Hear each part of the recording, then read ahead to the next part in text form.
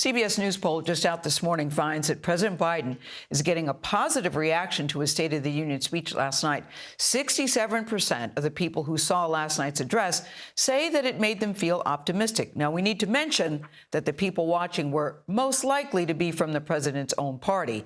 That is usually the case with presidential speeches. Joining us now are CBS News chief political analyst and senior national correspondent, that's John Dickerson, and CBS News chief foreign affairs correspondent and Face the Nation moderator, that's Margaret Brennan. Lovely in blue this morning. Welcome to you both. John, is that a true indicator when you're polling most people who are already part of who represent the party? Don't you expect the numbers to be high? Well, yes, you expect the numbers to be high, although in the current weakened political state for Joe Biden, he's having some weakness in his own party. So it's a good starting place to be doing okay in your own party. But these numbers, you want to be at 67 rather than 27, that is of true. course. But the news cycle is not Joe Biden's friend to the extent that he was trying to position himself somewhere, because already people are going to hear new news from Ukraine. The pace of events is going to kind of move us on quickly. To the next thing. How much of an impact, then, do you think that speech will have? Historically, they don't have that much of an impact, but they lay out a roadmap.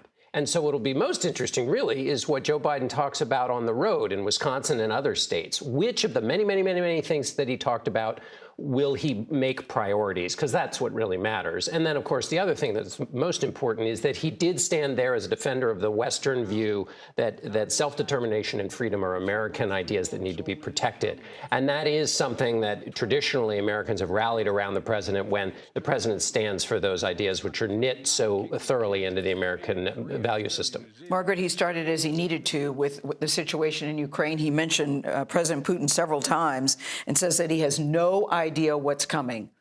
How do you interpret that? What's the strategy there? Well, the president there trying to message strength and not through military might. In fact, the exact opposite, saying we will not use our military in Ukraine. That's something that resonates with both parties right now. There has been this opposition to use of military force in terms of sending in combat troops for at least 3 presidents now. But his emphasis on diplomacy, for those who didn't pay attention to the ruble plummeting more than 30%, or the fact that, Brent crude is trading over $100 a barrel, they did hear, oh, we're seizing yachts. Oh, we're seizing private planes. So when the president put it in those concrete terms of what the Department of Justice is going after for the oligarchs, the cronies, those who have made themselves rich off of Vladimir Putin's regime, that was something to put in very concrete terms for people. And I think on the Russia story, people do understand the framing of a bully, a well-known one, Vladimir Putin, going into a democracy and seizing it. And so that is something that, in principle, has had support among both parties, but certainly in the public sphere, Democrats believe this is a winning issue for the president to look strong, that he has united the West, even though a lot of the unification came from fear among European countries. He does seem to be getting bipartisan support, though, when it comes to his handling of Ukraine, right? So far, so good on that? He is.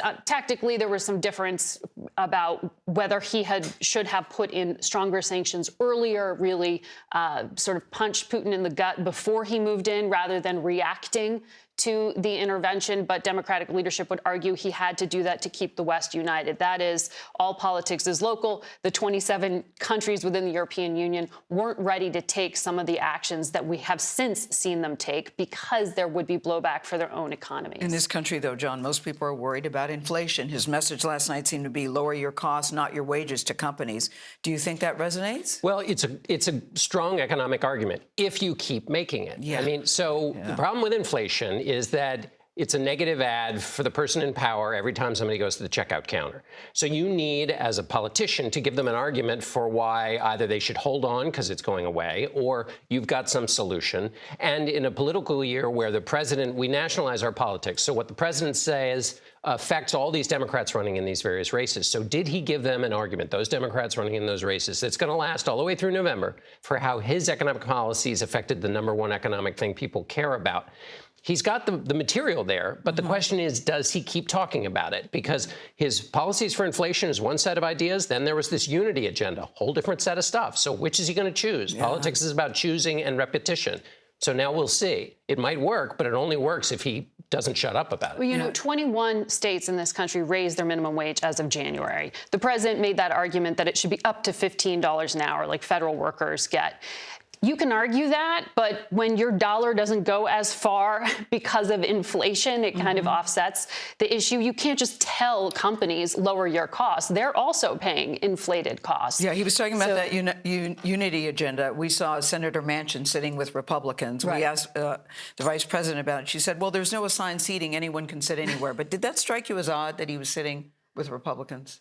Senator Manchin argued that it was to demonstrate the need for bipartisanship, but you're hitting on something that John gestured to there, which is differences within the president's own party. When you have a unified Democratic leadership, it has not looked very unified when it came to Democratic senators, specifically Joe Manchin. All right, Margaret Brennan, John Dickerson. We were up late That's here right. this morning together. I like it. Thank you very much. Following your lead. Yeah, thank you very much.